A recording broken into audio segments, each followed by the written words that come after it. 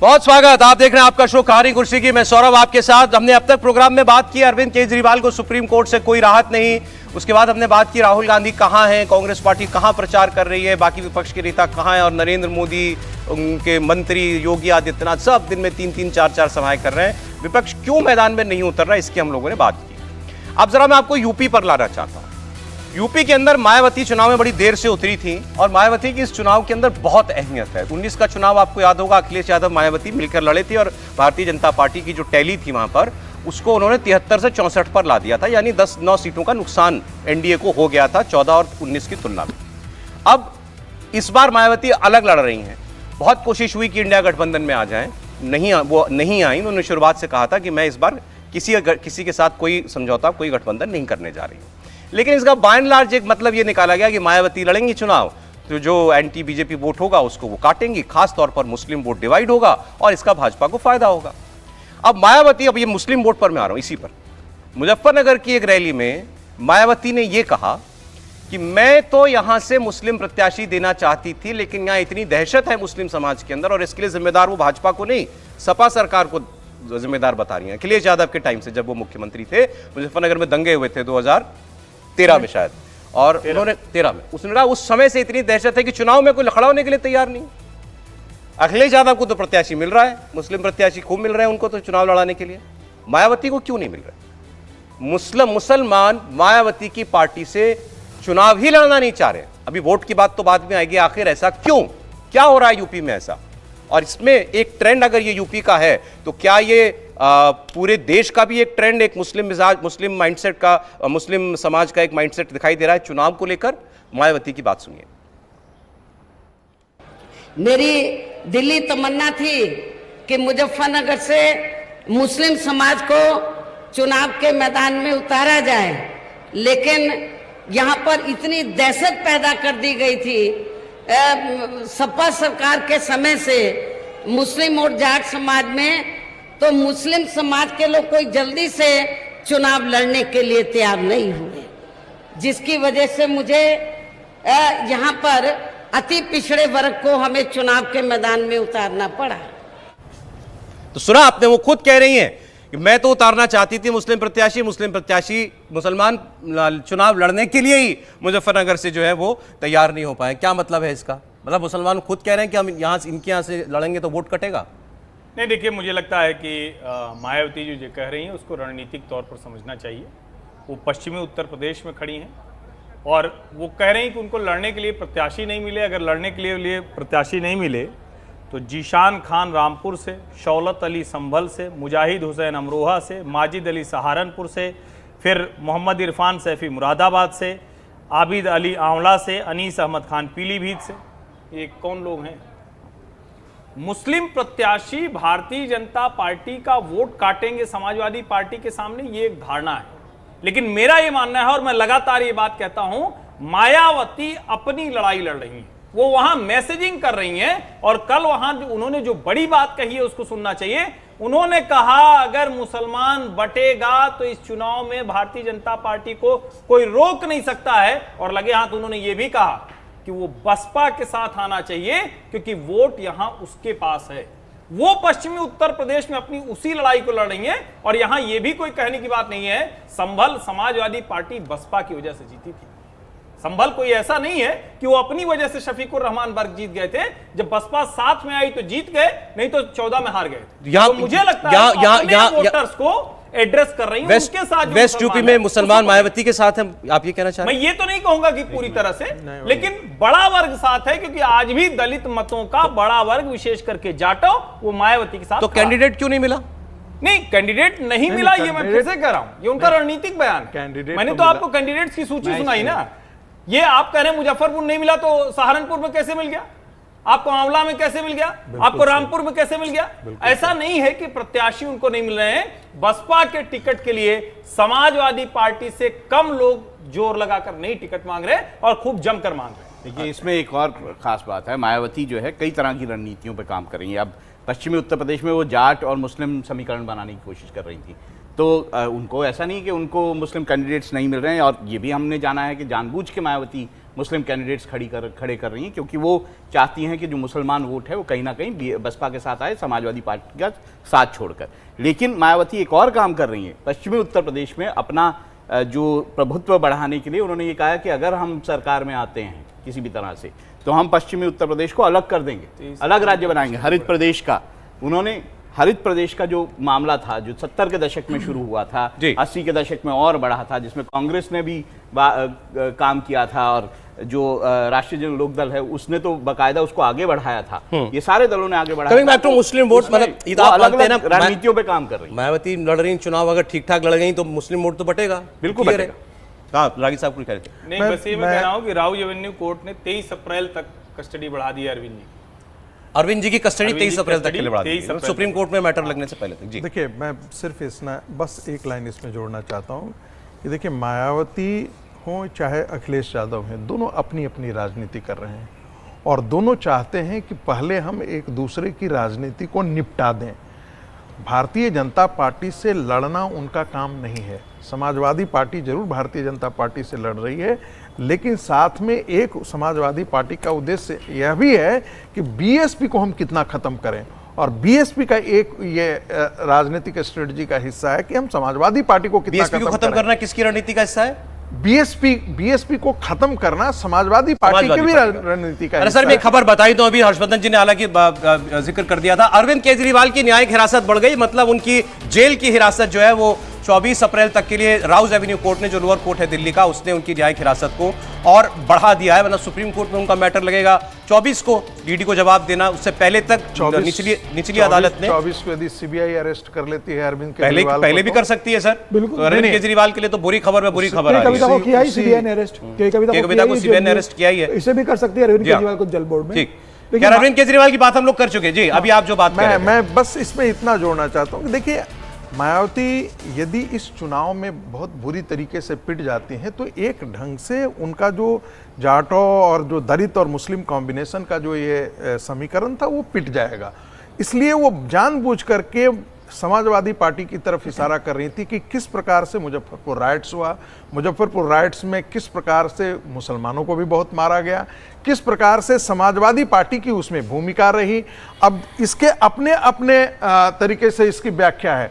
जो वहाँ उधर के जाट समुदाय हैं उनका मानना है कि समाजवादी पार्टी ने उनके साथ बड़ा छल किया, उनकी बहन बेटियों की इज्जत और आबरू की रक्षा नहीं कर पाई, वो जो है वो आजम खान के इशारे पर काम कर रहे थे।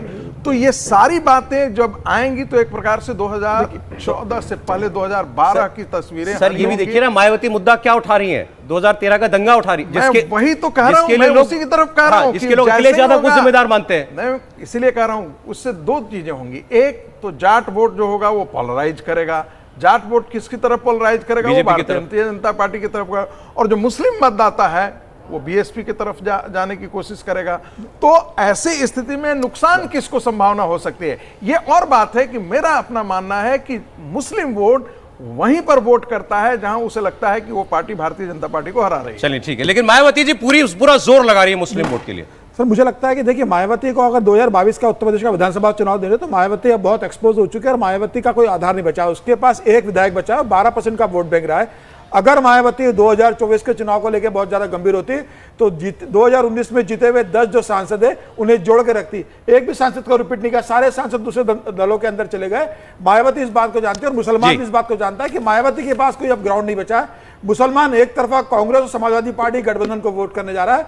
मायावती का वोट परसेंट 2024 में 4 से 5% पर आ जाएगा। मुझे लगता नहीं कि मायावती के पास बहुत ज्यादा राजनीतिक पूंजी बची है। अब जरा अब देखिए, मायावती मुस्लिम वोट के लिए जोर लगा रही है और यूपी में योगी आदित्यनाथ हर जगह जहां भी अगर कोई थोड़ी सी भी कांटा उनको फंसा हुआ दिखाई दे रहा है तो उसको निकालने का काम वो खुद कर रहे हैं। अब बड़ा आपने चर्चा सुनी कि भाई राजपूत लोग भाजपा से नाराज हो गए। गुजरात में पुरुषोत्तम रूपाला जो मंत्री हैं उनके बयान पर बवाल मचा हुआ है। कल वहां राजकोट में शायद सभा हुई, बड़ी बहुत रैली हुई, बहुत भीड़ उसके अंदर आई थी। यहाँ वो थोड़ी बहुत नाराजगी का इशू यहाँ यूपी में भी पहुंच गया। यूपी में थोड़ा इसलिए भी हो गया क्योंकि यहाँ पर जाट की राजनीति बीजेपी के लोग ज्यादा करते हैं। उससे राजपूत समुदाय को लगा कि हमारी ये लोग बात नहीं कर रहे हैं। और बीजेपी के ही कुछ और नेता थे, उन्होंने अपने प्रत्याशी के लिए, जो राजपूत नेता थे, उन्होंने अपने प्रत्याशी के लिए कहा कि हम इनके लिए प्रचार नहीं करेंगे। ऐसी बातें भी सामने आई। संगीत सोम और संजीव बालियान, जो संजीव बालियान चुनाव लड़ रहे हैं। संगीत सोम मुझे पता नहीं विधायक है कि नहीं है अभी, हार गए। उन्होंने कहा था कि हम इनके लिए हम प्रचार नहीं करेंगे। जाट राजपूत वाला मामला ही है। अब योगी आदित्यनाथ पहुंचते हैं उस इलाके में और योगी आदित्यनाथ मंच से कहते हैं कि महाराणा प्रताप ने कहा था अपने झगड़े का किसी को फायदा मत उठाने देना, यह बात वो कहते हैं। और मंच पर आपको तस्वीर दिखाई दे रही होगी, अगल बगल में बैठा दिया संजीव बालियान को और संगीत सोम को। झगड़ा खत्म। 5 बजे का है क्या? जब एक बड़ा आदमी, बड़ा नेता ऑपरेट करता है तो ऐसी तीसरी तरीके से करता है, ज्यादा कुछ कहने की जरूरत नहीं होती है। सिटिंग अरेंजमेंट पहले से तय होता है, यहाँ भी ये बैठेंगे, यहाँ ये बैठेंगे, बैठाया, मंच से जो है अपना एक लाइन में संदेश दे दिया कि अपना झगड़ा जो है अपने बीच में रखो, कहीं बाहरी कोई इसका फायदा नहीं हो जाना चाहिए। ये निपटारा हो गया यूपी के अंदर। नहीं देखिए, मतलब यूपी में तो मैं बार बार कहता हूं कि अयोध्या के आसपास के कई ऐसे गांव हैं जहां 500 वर्षों से राजपूतों ने, जब से बाबरी, जिसको कहते हैं ना कि बाबरी से भी पहले जिसको हम कहते हैं कि राम मंदिर पर आक्रमण हुआ, तब से उन्होंने पगड़ी और जूती पहनना बंद कर दिया था।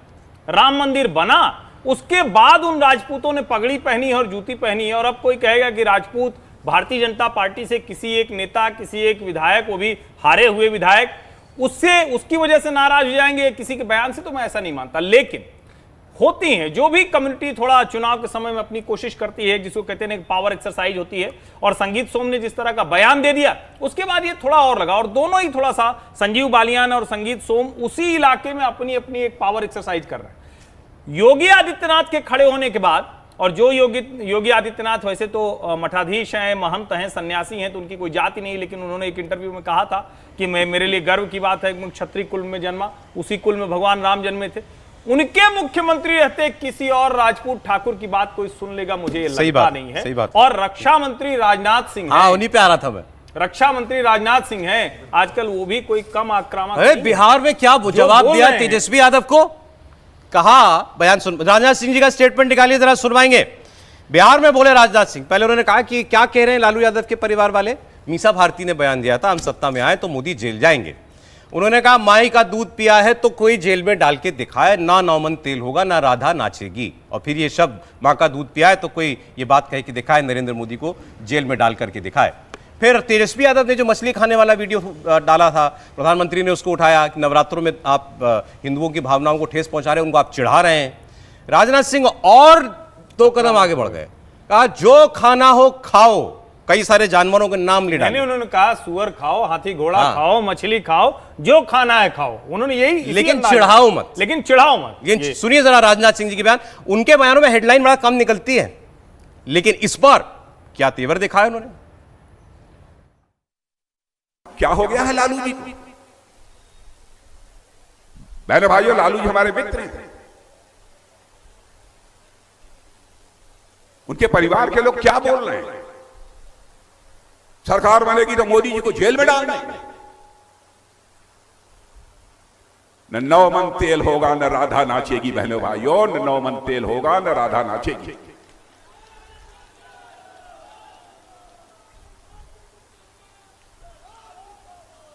जो लोग खुद ही जेल में हो, कोई बेल पर हो, वो मोदी जी को जेल भेजेगा। मैं जानता हूं बिहार की जनता बहुत स्वाभिमानी जनता है, अच्छी तरह सब कुछ बर्दाश्त कर लेगी, लेकिन मोदी का जेल जाना यह हिंदुस्तान की जनता को कतई स्वीकार नहीं हो। इस तरीके की बातें जो करने वाले लोग हैं उनको पूरी तरह से नकार देगी इस देश की जनता।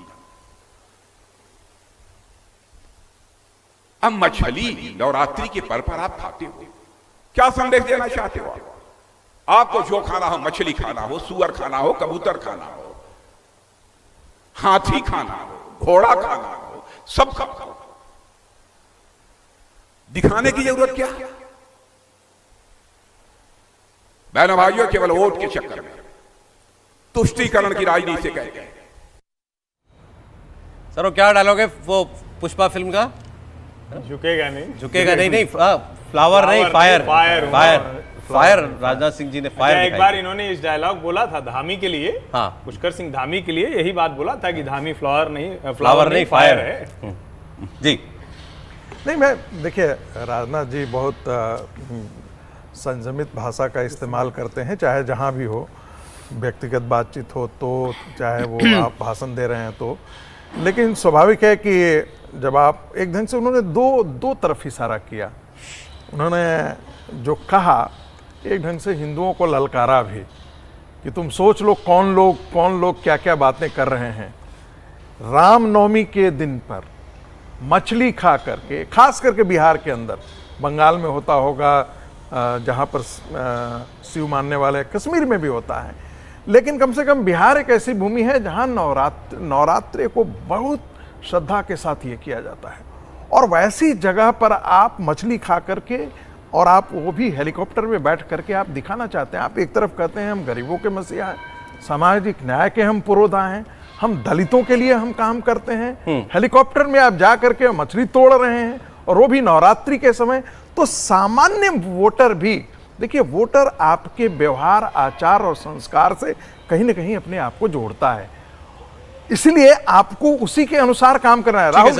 लालू प्रसाद यादव क्यों इतना आचरण करते थे, सामान्य व्यक्ति से जा करके मिलना, सामान्य जनता की भाषा का प्रयोग करना क्यों करते? क्योंकि आप उससे जनता के बीच से अपने आप को अटैच करते हो। उसी चीज को मुद्दा तो खैर विपक्ष लालू जी के परिवार नहीं दिया जी। नहीं, वो ठीक बात है। देखिए, और साथ में अभी हम राजपूतों की बात कर रहे थे, संगीत सोम और जो संजीव बालियान का इशू है ना, वो राजपूतों तक सीमित नहीं है। संगीत सोम ये मानते हैं कि 2022 में जो उनकी हार हुई थी वो संजीव बालियान के कारण। अच्छा।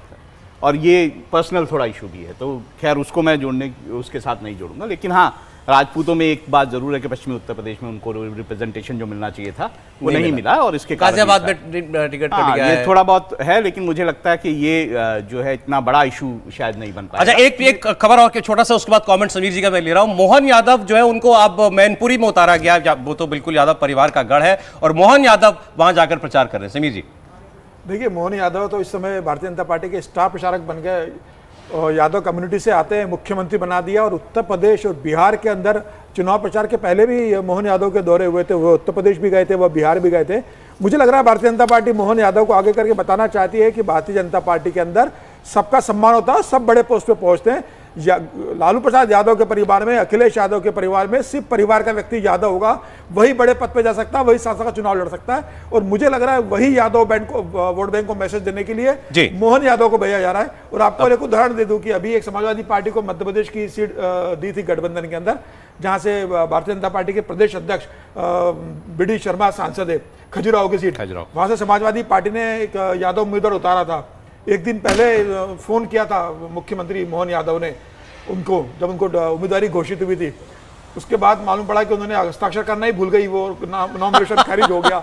तो ये शुरुआत है, फोन कॉल के बाद हस्ताक्षर करना भूल गए, नॉमिनेशन खारिज करना भूल गए। सर चलिए ठीक, एक ब्रेक रहा है कि मोहन यादव का असर यादव कम्युनिटी पर किस तरीके से हो रहा है। अब देखिए मैनपुरी में वो कमल खिला पाएंगे कि नहीं खिला पाएंगे, ये थोड़ा सा मुश्किल काम है। मतलब है कि भारतीय जनता बहुत सीरियस तरीके से, बिल्कुल मैनपुरी बड़ी सीरियसली लड़ रही है।